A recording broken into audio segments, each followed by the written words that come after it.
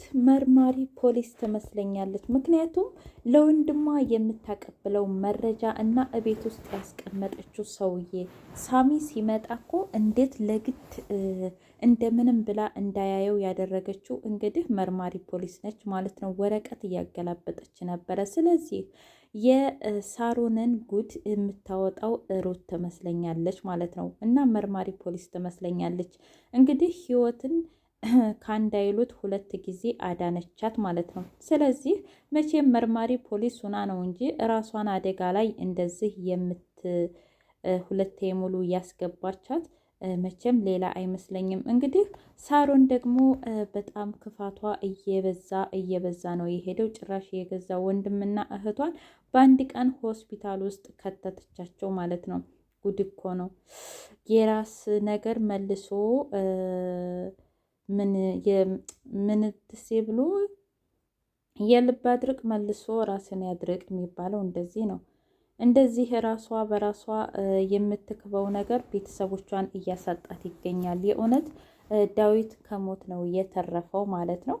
እንደገና ደግሞ እህቷንም በጩቤ እናቴ ምንትኝ ሁለቱንም ልጆችሽን ሆስፒታል አስገባኋቸው። ለነገሩ ምንም እኮ ጥፋት እንኳ አይሰማትም። ለነገሩ እኮ እህቴም በገዛ እጇ ነው የገባችው። ማንገላግልኝ አላት። ወንድሜም ቢሆን ለምን ጠጣ እያለች ከራሷ ጋር እየተጣላች ነበር። ሰላም ውድና የተከበራችሁ የቻናሌ ቤተሰቦች እንዴት ናችሁ? ሁሉ ሰላም፣ ሁሉ መልካም። እኔ እግዚአብሔር የተመሰገነ ይሁን ሰላም ነኝ። እዚህ ቻናል አዲስ የሆናችሁ ሰብስክራይብ በማድረግ ቤተሰብ የሆኑ ነባር ቤተሰቦች ደግሞ ስለምትከታተሉኝ ከልብ አመሰግናለሁ። የህይወት መንገድ እንደቀጠለ ይገኛል ማለት ነው። እንግዲህ ናሆም ዳዊቴ ሆስፒታል ገብቶ ነበር እና ዶክተሩ በጣም አስቸጋሪ ሁኔታ ነው ያለው እና ለ24 ሰዓት መጠበቅ አለባችሁ ብለው እንደምንም ጠብቀው በሰላም ወደ ቤቱ ተመልሷል ማለት ነው። በሌላ በኩል እንግዲህ ሳሮን ወይኔ ጉዴ፣ እሱ እኮ ከሞተ ወንድሜ ከሞተ የመጀመሪያ ተጠርጣሪ እኔ ነኝ። ምክንያቱም ጁሱ የተቀመጠው ለህይወት ነው እንጂ ለሱ አይደለም። ነገር ግን እኔ ነኝ ተጠርጣሪቱ። ስለዚህ የዚህን ወንጀል ወደ ሌላ ማላከክ አለብኝ ብላ መድኃኒቱን ህይወት ሻንጣ ውስጥ ከተው ነበረ ማለት ነው።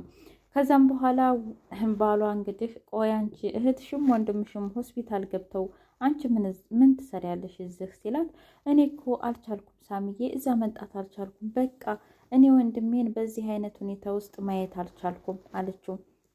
እንደዛ ከሆነማ ልንገርሽ፣ እንደዛ ከሆነ እሺ አሁን ወንድሜ ምን ደረጃ ላይ ነው ያለው ስትለው፣ ወንድምሽ ያለው እንግዲህ ዶክተሩ ጠብቁ ብሏል እና የግድ እሱን መጠበቅ አለብን አላት ማለት ነው። እንደዛ ከሆነ እሺ፣ ለማንኛውም እኔ የመጣሁት ሻንጣ ውስጥ ልብስ ከትቼ ይዤ ልሄድ ነው አላት ሳሚ።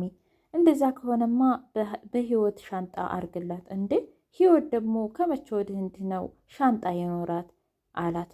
ከዛም በኋላ እንግዲህ አላት ሂድና እሱ ውስጥ አድርግለን ልብሱን፣ የእሷን ፌስታል ላይ አርገህ አለችው። እሺ ብሎ እንግዲህ ሳሚ ወደ ክላሷ ሂዶ ልብሷን እያወጣጣ እንትን ሲል መርዙን አገኘው። ከዛም በኋላ ኪስ ውስጥ ደበቀና ናንወጣ እንጂ እንሄድ አለችው። እሺ ነይ እንሄድ ሳሮን አላት። ከዛም በኋላ ቆይ ግን ሻንጣ ውስጥ ምንም ነገር አላገኘህም እንዴ አለችው። ማለት ምን ማገኘት ነበረብኝ? ማለት የሴት ሻንጣ ስለሆነ እኮ ብዙ ነገር ይፈጠራል ብዬ ነው አለችው። አረ በፍጹም አሁን ነይ እንሂድ ጊዜ ያንፍጅ ብሏት እንግዲህ እሷናም እሱም ወደ ሆስፒታል ተያይዘው ሄዱ። በሌላ በኩል ሰላምዬ እዚህ ቤት የገባኸው መገኛ፣ እዚህ ቤት የመጣኸው ሰይጣን ውጣ እያለች ጉዝጓዟን እየጎዘጎዘች እንዲሁም ደግሞ ሰንደሏን አጭሳ እንግዲህ እየተቀበጣጠረች ነበረ ማለት ነው።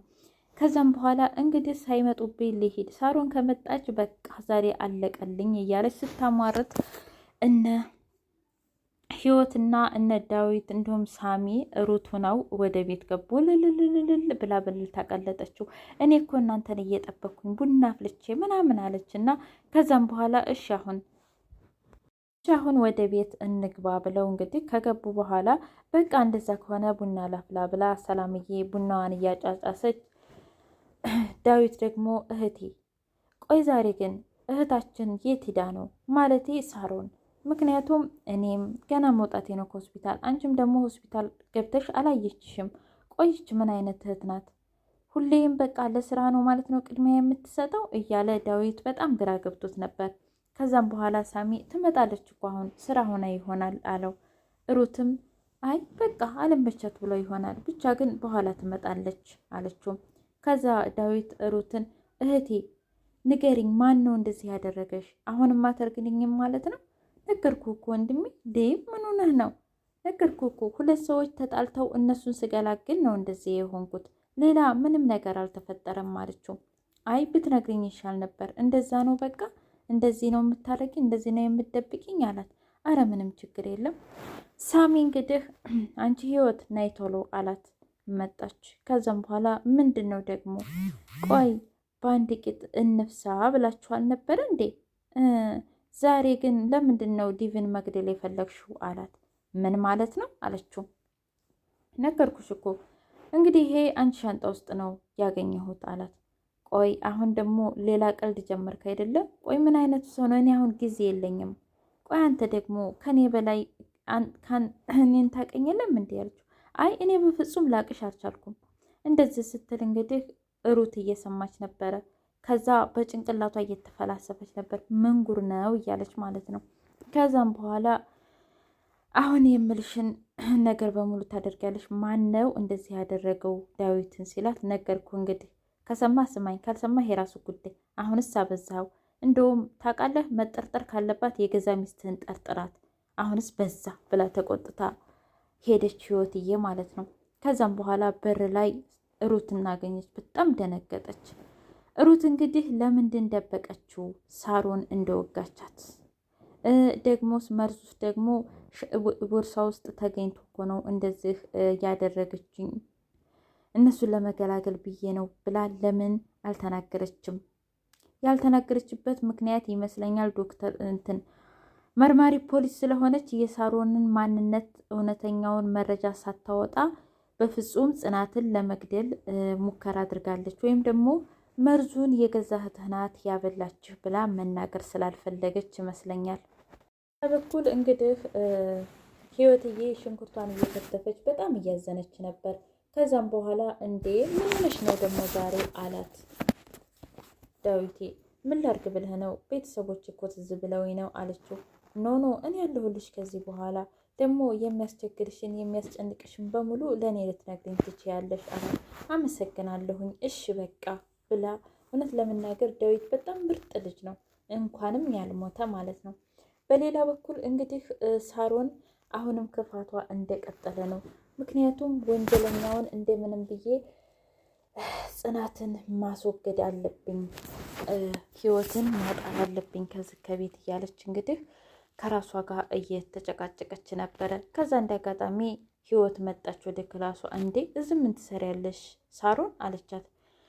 አንቺ ነሽ አይደል ወንድሜን መርዝ ያደረግሽው አለቻት። ብቻ ጠርጥረሽም ባልሆነ እኔ እኮ ነኝ ህይወት አታውቂኝም ማለት ነው እንዴ? ኧረ እኔ አንቺን በፍጹም ላቅሽ አልቻልኩም። እንደውም ታውቂያለሽ በጣም ነው ምጠላሽ አለቻት። ቆይ ምን ሆነሽ ነው? በሰላም ነው ዛሬ እንደዚህ የሚያናግርሽ አለቻት። ወንድሜን የገደልሽው አንቺ ነሽ፣ ልትገልይ የነበረው አንቺ ነሽ ስትላት፣ ኖ እኔ አይደለሁም። እንደውም ታስታውሽ ከሆነ ምግብና መጠጥ ያመጣሽልኝ አንቺ ነሽ። ከዛም በኋላ እኔ ሽንት ቤት ገብቼ እጅን ታጥቤ እስከምጨርስ ድረስ ወንድምሽ ያንን ነገር ጠጣው። እንደውም የመጀመሪያ ተጠርጣሪ እንደ መርማሪ ፖሊስ ከሆነ ወንድምሽን እንደዚህ ያደርግሽው አንቺ ነሽ እንጂ እኔ አይደለሁም በፍጹም አለቻት። እኔ? አዎ አንቺ። እና ነፍሰ ገዳይ ነሽ እያልሽ ነው ብላ ወርውራ ጥላት ሄደች። ከዛም በኋላ ቢላዋ መጣችና እኔ ነኝ ነፍሰ ገዳዩ፣ እኔ ነኝ ወንድሜን የገደልኩት እኔ ነኝ አለች። ከዛም በኋላ እና ኧረ አሁን እያስፈራሽ ነው፣ እባክሽ ተይኝ፣ ኧረ እባክሽ ተይኝ አለቻት። በፍጹም ልተዋት አልፈለገችም። ከዛም በኋላ ሩት መጣች። ሩት ወግጅ ነው የምልሽ፣ በእኔና በእሷ መካከል እንድትገቢ አልፈልግም አለቻት። ኧረ እንደዛ አትበይ ሄቴ፣ ደግሞ ይሄ መጥፎ ነገር ነው። ሲቀጥል ደግሞ እንደዚህ አይነት ነገር አይመጥናችሁም ሁለታችሁንም። አሁን አርፋችሁ ተቀመጡ አለቻት። አይ በፍጹም አርፌማ አልቀመጥም፣ እንደዚህ ያደረገችው እሷ ናት፣ እኔ ወንድሜን አልገደልኩትም እያለች እንግዲህ ሳሮን ልትወጋት ነበረ። ከዛ ሩት መሀል ገብታ አገለገለቻቸው። በስተመጨረሻ በጣም ተጸጸተች ሳሮን። ወንድሜንም እንደዚህ ያደረግኩ እህቴንም በገዛ እጅ ገድያት ነበረ። ምንድን ነው እናቴ ይሄን ቀን ያወቀች ቀን ምን ልትለኝ ነው? ማዘሯ ስደውል ደግሞ በጣም ደነገጠች። እውነት የሳሮን መጨረሻ ምን ይሆን?